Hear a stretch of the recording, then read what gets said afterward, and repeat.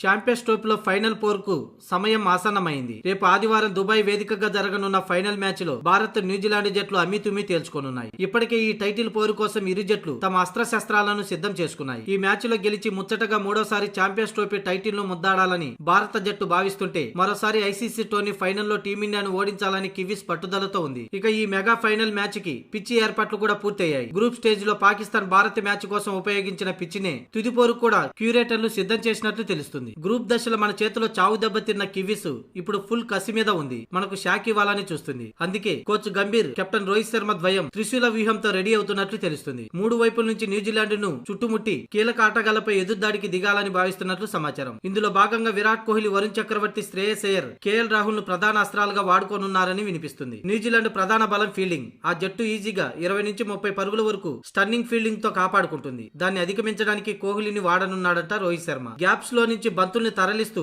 అలౌకగా strike rotation చేసే బాధ్యత విరాట్ కోహ్లీకి అప్పగించారట. కోహ్లీతో కలిసి శ్రేయస్ అయ్యర్ కూడా అదే పని చేయనున్నాడట. ఇక సెమీస్ లో ఆశీష్ పై దుమ్మిరేపిన రాహుల్ పించ్ హిట్టింగ్ రెస్పాన్సిబిలిటీస్ ను హిట్టిమెన్ అప్పజెప్పాడట.